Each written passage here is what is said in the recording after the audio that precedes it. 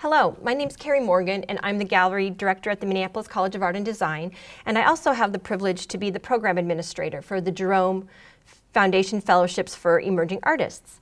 And this presentation will give you an overview of what to expect as an applicant for this particular fellowship.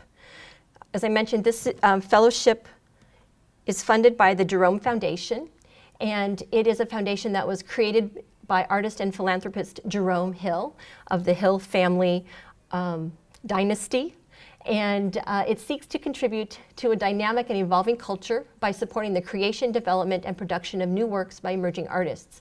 The foundation makes grants to not-for-profit arts organizations and artists in Minnesota and the 5 boroughs of New York City. And as a bit of a background, Jerome Hill, as I mentioned, is part of the railroad dynasty of the Hill family, and he was a practicing artist himself. He was a painter as well as an experimental filmmaker. And because he spent time and has family roots here in Minnesota, but also worked as an artist creatively in New York City, that is why the foundation works to enhance the arts in both of these locations. In terms of a focus, the Jerome Foundation has been around for 50 years. This is actually the 50th anniversary, and they have some special events, I think, planned for that.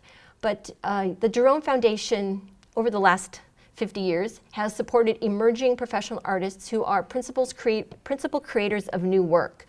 And as they define that, this is their mission statement, they're helping artists take risks and embrace challenges. They're supporting artists who are developing voices that reveal significant potential, artists who are rigorous in their approach to creation and production, who have some evidence of professional achievement but not a substantial record of accomplishment, and who are not recognized as established artists by other artists, curators, producers, critics, and arts administrators.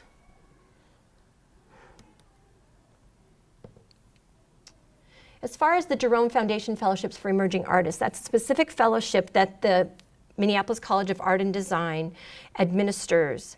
And we have to go and request funds every 2 years. And this particular fellowship, as it's been produced, is pretty much the same as it was 30 years ago when the then president of MCAD, his name was Jerome Hausman, asked Cindy Garrig if there would be interest in supporting a program to help emerging artists in the state of Minnesota. And as it was conceived then, is as I mentioned, is very much as it is today, where you receive as a fellow, you receive both a monetary award, you also receive visits by visiting critics and scholars, you receive an opportunity to do an exhibition at MCAD Gallery and a catalog. And in terms of the goal of this particular fellowship, it's for artists who are considered visual artists who work in all kinds of media, both traditional like painting, sculpture, printmaking, as well as new media such as film or other kind of digital media.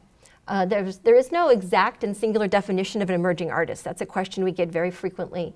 The Jerome Foundation, and their definition is quite general as well, but the idea is to support artists who show potential, but yet who are still under-recognized.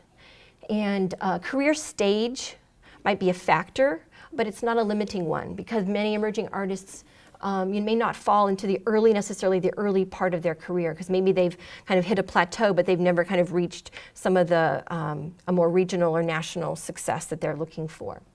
So age is definitely not a factor in determining the status of an emerging artist. And the Jerome Foundation welcomes applications from artists representing diverse cultural perspectives. And to go back to the fellowship highlights, as I mentioned, the way that this fellowship is set up is that there are 3 independent arts professionals who are selected by myself to serve as jurors. One of the jurors will work here in the state of Minnesota, but the other 2 will not have any direct affiliation. And they usually come from different geographical areas, and they also show a diversity in terms of their own professional backgrounds. They might have been professional artists who then turn into curators, or they might be museum directors, they might be museum educators, they might have worked in other kind of nonprofit arts organizations.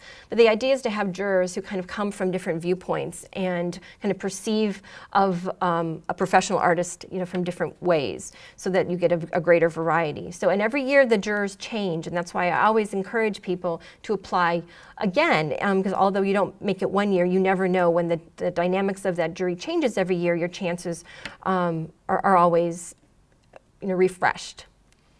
So in terms of what this fellowship offers, in terms of monetary reward, it's very generous that the Jerome Foundation increased the amount of the fellowship this year, and instead of a $10,000 award, which had been kind of the standard since 2009, it's been upped to $12,000.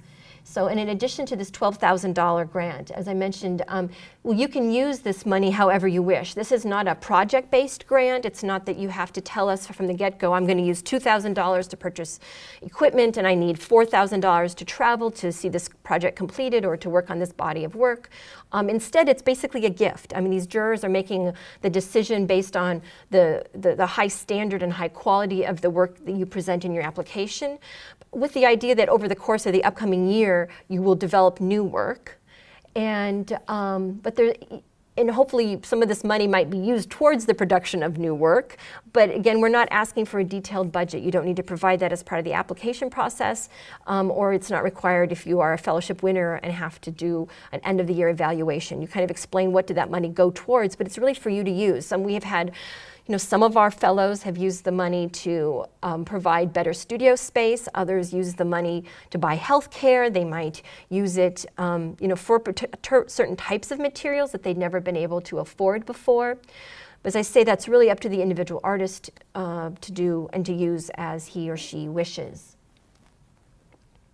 So in terms of the awards, during this, it's really a 12-month fellowship that begins as soon as if you are selected to be a fellow. It'll begin in November of this year, 2014, and then it goes for a full year and won't be completed until November of 2015. And during this fellowship year, you have the opportunity to meet with several arts professionals. We usually bring 2 arts professionals from out of town to come and fly or to the Twin Cities to do studio visits with each of our fellows. And then we also call upon local arts professionals, curators, art critics, and we provide opportunities to have more one-on-one meetings with them as well. We also have done some group critiques where as a fellowship group we meet sometimes at somebody's house, sometimes at my house, sometimes at a restaurant, but we have opportunities to talk and share, and not only are we always talking about maybe what's upcoming in the schedule, but just try to kind of build fellowship and to kind of strengthen your own community network. So we have the studio visits. And as I mentioned, we have an exhibition that culminates in MCAD Gallery. And this show is a group show, and in conjunction with this exhibition that will happen next October into the beginning of November of 2015, there is an opportunity to have a catalog go along with it.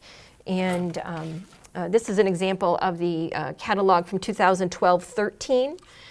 This was a show that featured the work of Susanna Bielak, Amanda Hankerson, Mike Hoyt, Melissa Loop, and Lauren Roche. And each one of them has an essay, an individual essay written about them, and then also has 3 pages of very nice images of the artwork.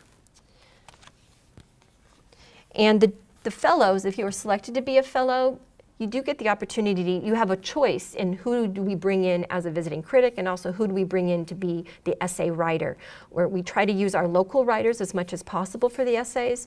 But this year, the group I'm particularly working with chose to bring in a woman by the name of Yasomi Omolu, who used to be a curatorial assistant at the Walker Art Center, but is now a curator at the Broad Art Museum at Michigan State University. So as I say, you really have an opportunity as a group to make choices about the people you would like to come and see and talk about your work. And finally, the last part of the fellowship year is an opportunity to partake in a public panel discussion, and that usually occurs while your exhibition is on view. And again, whoever is the person writing your essays usually will either fly them back if they're from out of town. If they're in town, we invite them to kind of moderate a panel presentation that is open to the public, so provides an opportunity to elaborate on maybe what's on view in the gallery, and at the same time kind of share with the audience what might be next in your career, and provide a question and answer period too for people to learn more about our fellows and their art practices. So, in terms of eligibility, we're looking to support artists who are primarily visual artists, artists who are, who make work that can be shown in a gallery context. It's not really intended for commercial artists, artists who are solely musicians, dancers, filmmakers. There are other Jerome Fellowship opportunities for some of these other areas. And so, but if you have questions, like maybe you have a hybridized practice where where performance might be a part of your work, or maybe you do make music in conjunction with a visual element. And so, if hybrids are fine, but if you work solely in one of these other categories, this is probably not the best fellowship for you to apply for. You do have to live and work in the state of Minnesota, and you need to have lived here for at least 1 year prior to the deadline. So this coming deadline for the application is on September 19th. So you need to have lived in the state of Minnesota for a full year since last September 19th. And you are expected to live and work here for the upcoming year if you're selected as a fellow. You are to be an emerging artist, and as I say, there's not just one tight definition of what an emerging artist is, but we say that your resume will demonstrate limited but promising exhibition exposure and no more than a few grants or fellowships in direct support of your work. And I will preface this by saying that because we have jurors who select work and are new jurors every year, one of the things I do tell the jurors is it's up to them to kind of distinguish what is an emerging artist, given the pool of applicants that they've had the opportunity to observe and read through and judge. So, the more people who apply to this fellowship, I think the broader that range of artistic practices is conveyed to these jurors and gives a wider sense of who might be considered emerging too in the state. It might be people who are in their 20s and in terms of a career very much at the early stages, but you might be in your 40s and 50s and 60s and still be an emerging artist, and it's up to the jurors to kind of decide what constitutes that category given what they're looking at, who are the types of artists they're looking at, and they're bringing a national perspective on it, because maybe what's emerging here is not what's necessarily an emerging artist in New York or LA. And so they take that in consideration and discuss that as part of the juring process. If you do live outside the Twin Cities, you are more than welcome to apply for this fellowship. I encourage you to. We have had artists live in different locations, Mankato or LeSueur, Lake City, Park Rapids, Duluth, and we make it possible for you to come and be a part of our meetings. We also have taken our visiting artists or our visiting critics who come to. We can take you to your studios if time allows, but if not, that is a requirement that because so much is happening here in the Twin Cities, and it's easier to fly people into the Twin Cities than elsewhere. You do have to often come to the Twin Cities for meetings.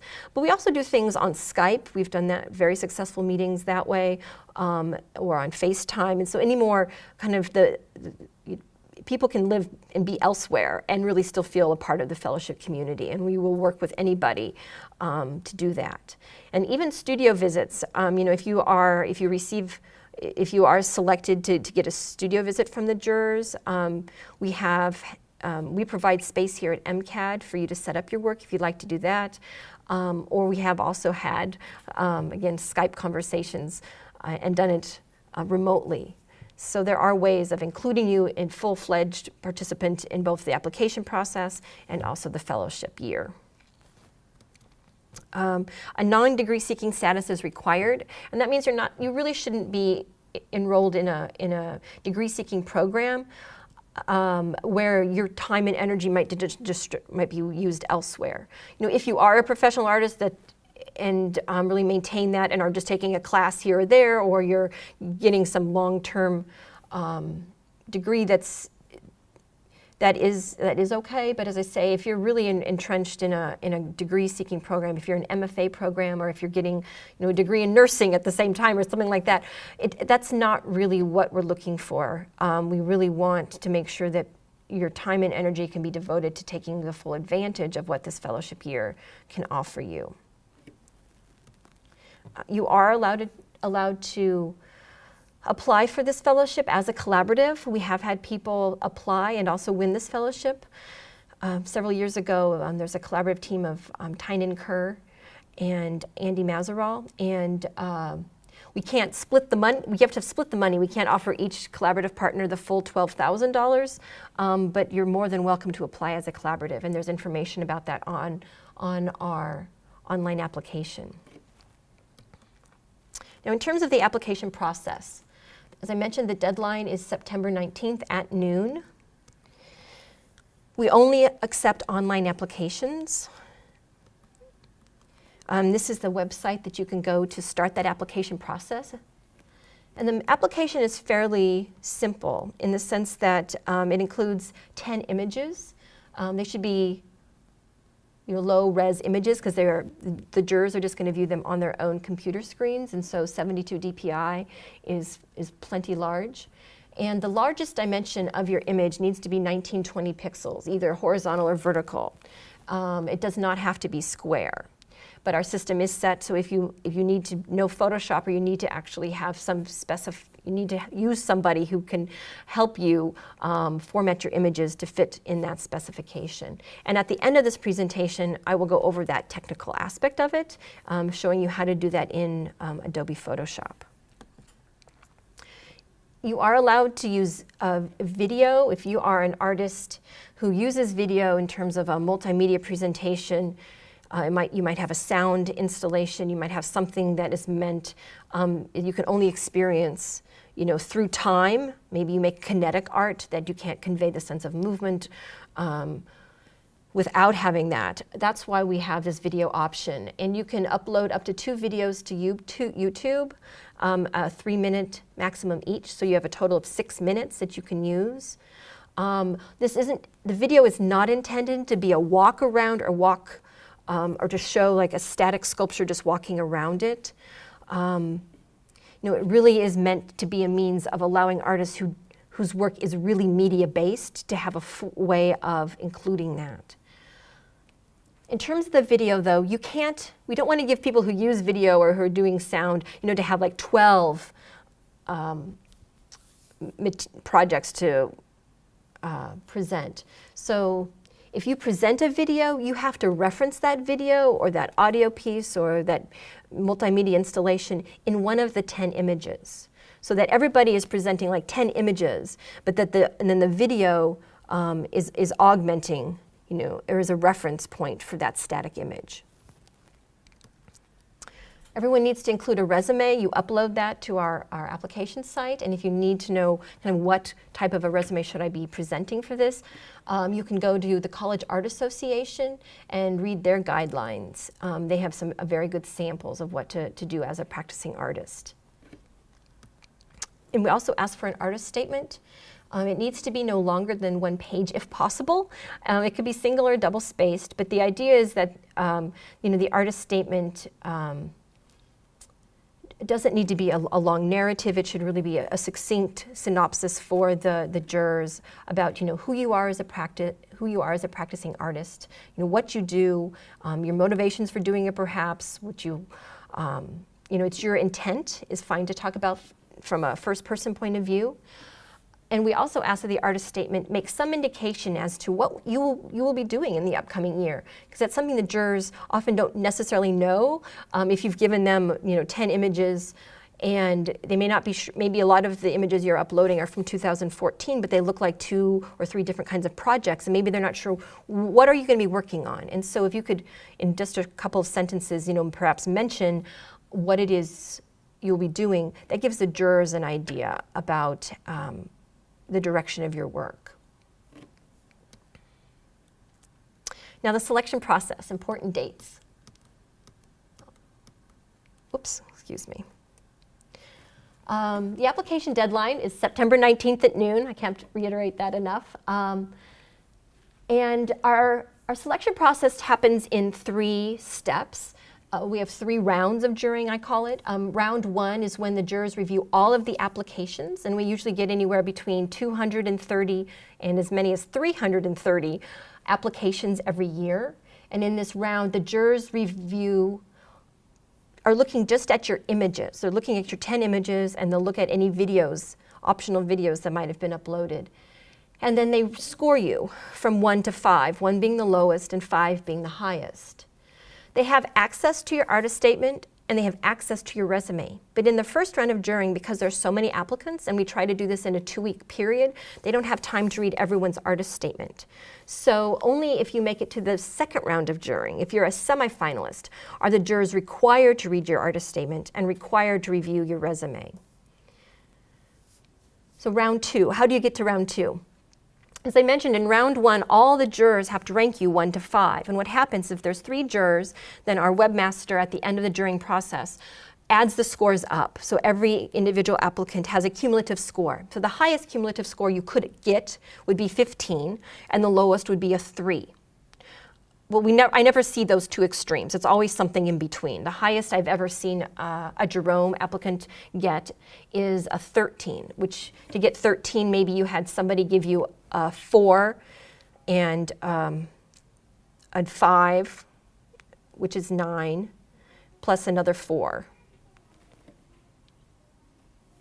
Usually, the cumulative scores are 10 and above in order to get to the top 30 to 40 applicants.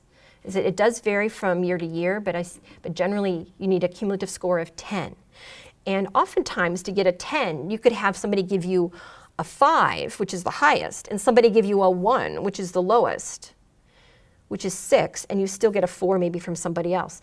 So there's lots of ways of getting a score of 10, obviously. If anybody gives you a score of 5, which is the highest, you automatically make it into the semifinal round. And it is very common for people who make it to the final round or even become fellows who in that first round of jurying get a 5 from somebody and a 1. So that really, it runs the gamut as far as a subjective experience. But what happens is in round 2, with that top 30 to 40 applicants, the jurors are asked to review you for a second time. This time they're reviewing your artist statement, they're reviewing your resume, and then we have a conference call where I take notes and my assistant takes notes. And this is the first time that the jurors talk to one another and share with one another, what were they looking for in the applications, what do they consider, the strengths.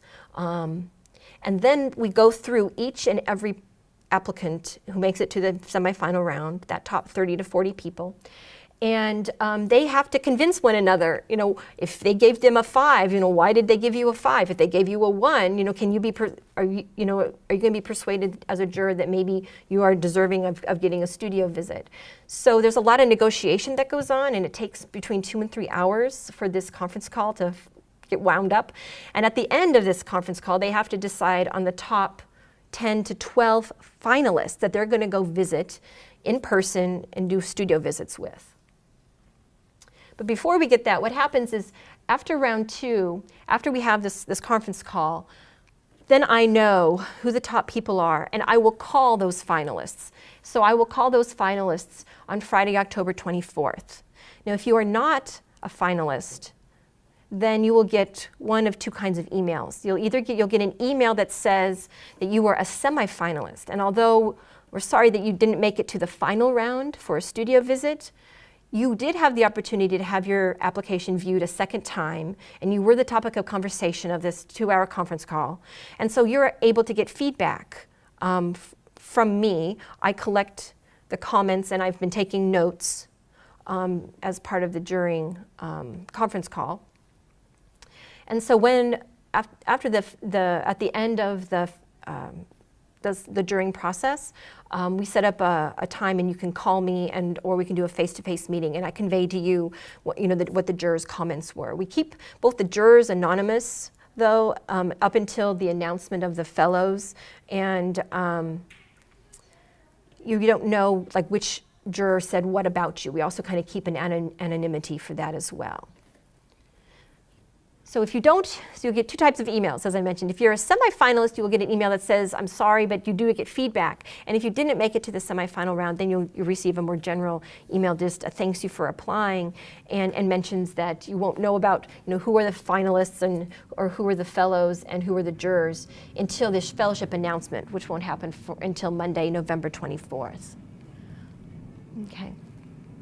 In terms of the jury studio visits, so if you're one of the lucky ones who gets a phone call from me on Friday, October 24th, what I will do is work with you to set up a time to schedule your studio visit. It's a 20-minute studio visit that will happen on either Saturday, November 8th or Sunday, November 9th. And it is just 20 minutes, as I mentioned. I would encourage you to stay in town, just on the happen chance that you are selected. I have had a finalist have to fly from California and back.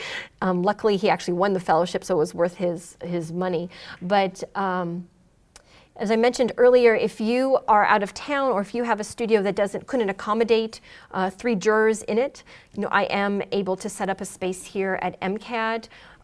We have some media spaces where we can help you get a projector, and we can help you, I have assistants who can help install your work with you for that 20 minutes, so it won't be an inconvenience for you to come. I also, if you come from outside of the Twin Cities, I can reimburse you for the mileage for the time that you have to come and drive down your materials and then drive back. So we don't want to make it an economic hardship at all applying for this fellowship. And if you are selected as a finalist, I do have a best practices sheet that I share with all of you, so I can go more into depth about what that process is like, should you make it that far in the selection process. And finally, the fellowship announcement. If you have a studio visit, you will find out if you are selected to be one of the fellows on Monday, November 10th. And then we give ourselves about 2 weeks, because the fellows who are selected have to fill out paperwork, and I have to collect images from them. I have to write a press release. And so we don't make a public announcement to anybody until Monday, November 24th. And that's when another email will go out announcing, to the community and to all the applicants who were the lucky fellows, who were the jurors. And then if you are a semifinalist at that point, you can contact me, and we set up a time to have a conversation. Now, what does the jury interface look like? What are the jurors working with, and what do they see? Because you don't have this. As an applicant, the material you upload is kind of transformed into this. Each juror has 2 weeks to review the initial applications, and it is called the first round of jurying. And you are an anonymous person to them. This is what you're just assigned a random number like 174. And the information that you've uploaded includes a title, a date, the materials of your work, also the size. And then also there's an opportunity to provide some content here, you have 300 characters where you can describe something maybe about the piece that maybe the jurors aren't going to know about. Because as I mentioned, although the jurors have access to your statement and resume here, they're not required in the first round to download them and read them. And so if there's something in your statement that you think, knowing that they may not read your statement, there may be something about the work or about the piece that you want to convey to them. And you can use this opportunity, these 300 characters, to let the jurors know something about your work. It could be about process, it might be about something that's more invisible that you want to make visible, and maybe something you want to point out. You might want to mention this is part of a series, and maybe you wouldn't have the opportunity, maybe it's a series of 100, and you're not obviously going to give us 100 images, so you might need to contextualize where is this project coming from, what are its definitions. And just to give you an example, this is the work of Gregory Euclid, and here he gave quite a bit of an explanation of what this installation is about. He says, I painted a large traditional landscape that flows onto the floor toward a 5th window overlooking Central Park in New York City. The work consists of several dioramas. They are built from materials that were collected during walks, as well as paper casts of boulders. that were from Central Park. So he's explaining a lot that's not evident in this one image. He's explaining the siting of it. He's explaining a little bit of his process about how he gets his materials, that he goes for walks. He's explaining that it's site specific in the sense that not only is this window overlooking Central Park, but elements of Central Park are here included in both the making of the object and then its final presentation. And so for Gregory, I think it was smart of him to include this kind of material, this kind of definition, description. You know, he's not telling the jurors what to think about his work. He's not saying this is a sublime landscape that should make you feel blah, blah, blah. You know, but rather he's using the opportunity to explain something that they may guess at or just not know a lot of details about that's informing the work. So I would encourage you to utilize that space, you know, to provide context or to point out things that maybe you worry that the jurors won't notice because the juring process is long and kind of arduous for them, and they go through a lot of images. You know, if there are 300 of you applying and there's 10 images, you know, they're looking at 3,000 images, which is a lot. So use that space wisely here. I also mentioned as part of the juring interface, this is where they rank, or give you a ranking between 1 and 5.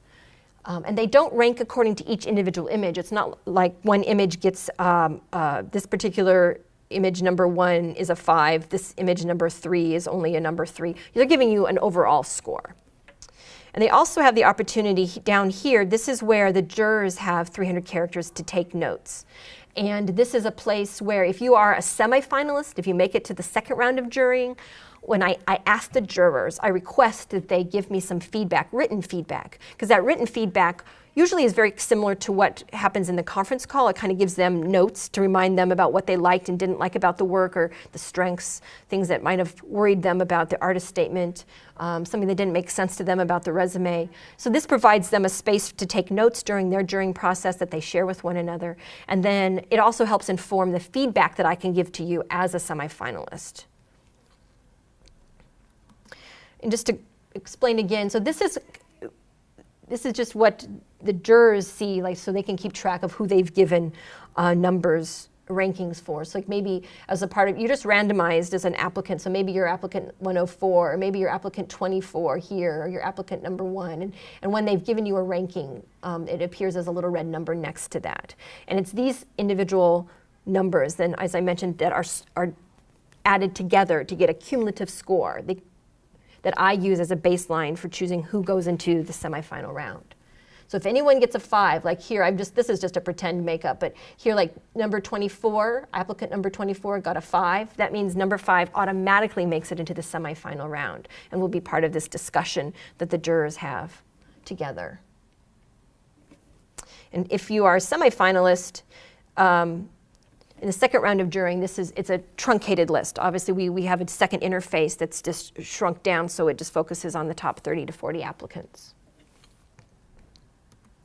Now, to go over I'm just going to mention again all these important dates to have them up here for you. Again, the application deadline is Friday, September 19th. You will receive an email notification as to your status in the juring process on Friday, October 24th. If you receive studio visits, you will get a phone call from me that day. Those studio visits will take place on Saturday, November 8th and Sunday, November 9th. And the fellowship announcement will be on Monday, November 24th. And because I've just explained that in the first round of juring, the jurors are primarily looking at your images. I mean, they're learning something about your work by looking at the caption information that you've uploaded and also any characters that you've uploaded into that kind of comment area for yourself. But beyond that, they may not reference your statement or your resume in that first round of juring. They're really going on, you know, how is this work captivating to the jurors? And the jurors, I might mention, don't have a rubric. I don't give them a set guideline saying these are the qualities you must have to become a fellowship winner. You know, really these jurors are bringing their own likes and dislikes, their own biases, their own prejudices kind of to bear on this process. But generally, there's some general things that I think jurors are looking for, and I'll mention that quite just briefly. Jurors often mention that they want to see work that excites them. They want to see work that that's original, and maybe it's not the newest thing on the block, but maybe it's something that has a certain twist to it, something that's a unique voice is coming through. They're looking for work that often is well done. And again, what constitutes well done might mean a great idea, that it's well executed. It might mean fine craftsmanship, or it may not. It really depends on maybe what your work is about. But the idea that it's well thought through, that it's well executed. They often are looking for work that shows some consistency, that they have a sense of who you are as an artist. And sometimes that could be complicated if you work in a lot of different media, or maybe you have really disparate practices. And I'm happy to talk to people one-on-one kind of about your work if you have questions about that.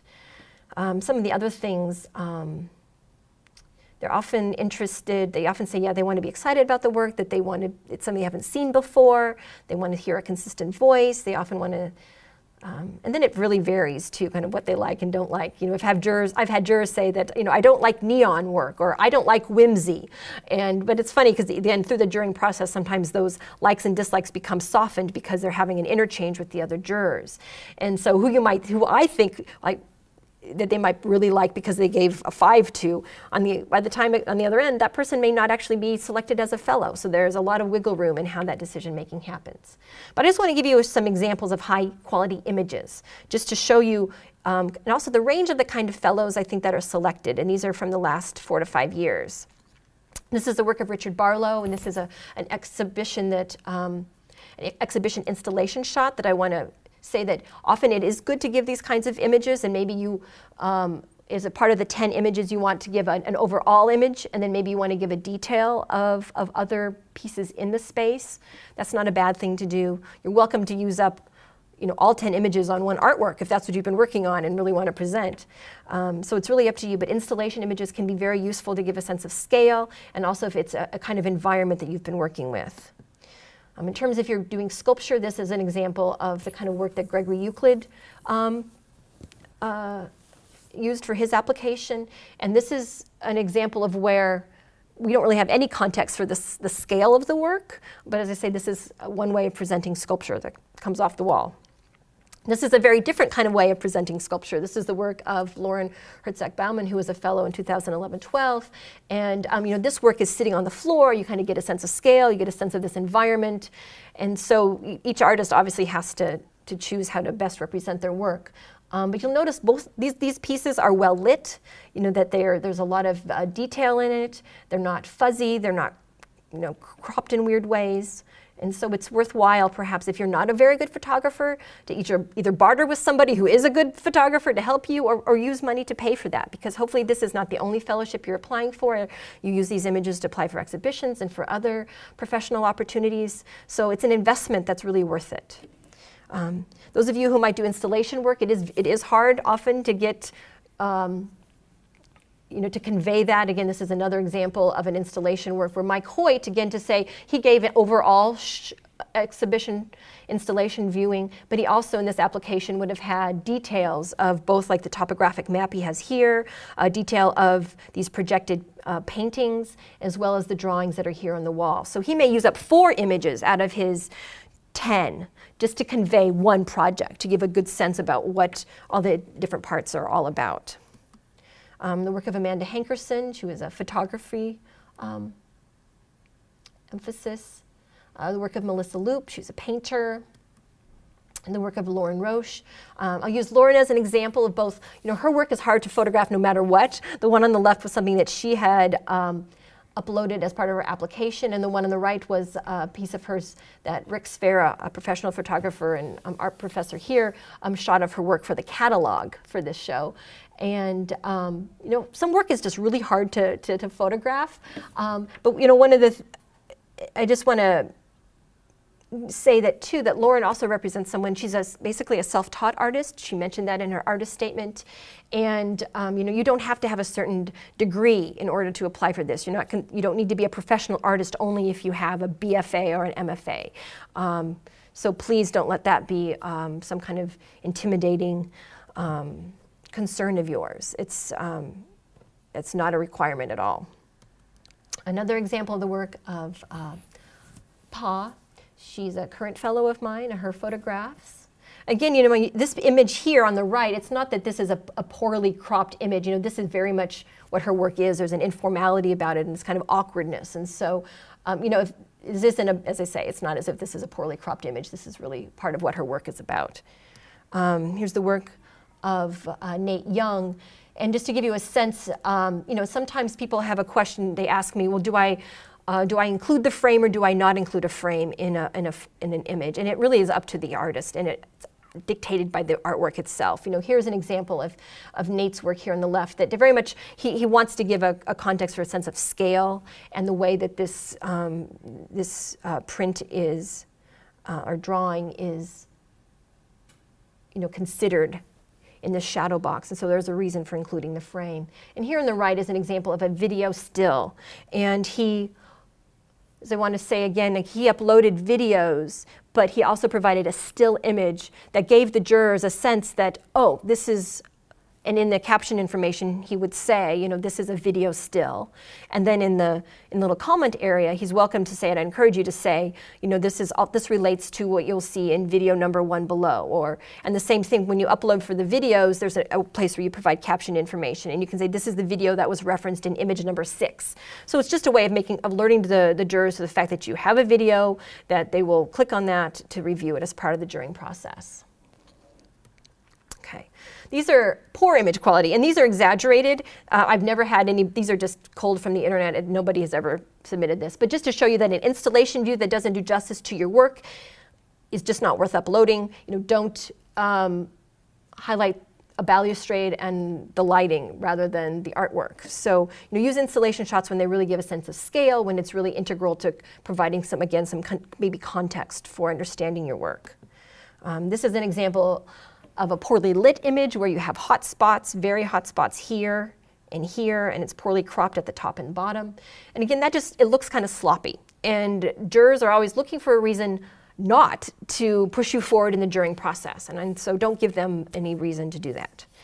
And here's another, just again, extreme example. Don't place something casually on the floor and take a photo of it. So now in terms of the application process, this is going kind of point by point through the online application. And so if you already have applied for this before or already know how to make images fit into that 1920 or 1920 parameter, you may not need to know this. But for those of you for whom this is new or a little daunting, I'm going to go through that right now. So this is what the online application site looks like. And the first time you come here, you need to create a new account. Even if you applied for this in the past, you click this here, create a new account, or you can click on this over here, account password. Okay? Do not log in right here. You only log in here after you've created a new account. So you create a new account. It takes you to this login page where you give a name, last name, email, and password. You hit submit. And then it takes you to the online application here. And I'll say that you can start an application once you've gotten to this point, you've created a login, you can leave and you can come back in 2 weeks and work on it again. And you can keep working on it. It automatically saves things so long as at the bottom, when there's a submit button, you need to hit submit to make sure that's information saved.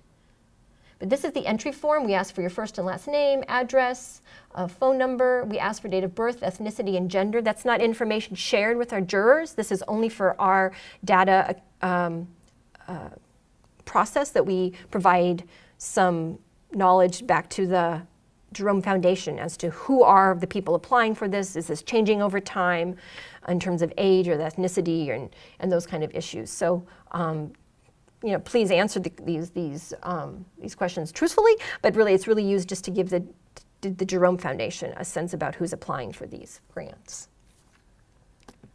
The first one, after you do complete step 1, it says you're done. And the next thing to do is click on upload images, a title, medium, data creation, dimensions, and here's that 300 characters. That includes spaces, so that's not a lot. This is where you choose the file. Click on that and you hit upload and it'll upload your image. And if you have a problem, it'll say error. There is an error updating your data. Please try again. And the two things that might be a problem is maybe it's a huge, large file, like maybe you forgot to drop it down to 72 DPI, or perhaps you forgot to set it to be 1920 in its largest dimension. So if that happens, oh, here again, I'm just going to show you where that information, we already know this now, how that information looks on the juror's site. But how do we change it? Like, what if I tried to upload this image and we got that error message? Well, in Photoshop, you're going to want to go under Tools and click on Image Size. And you click on Image Size, and we're going to change the resolution first.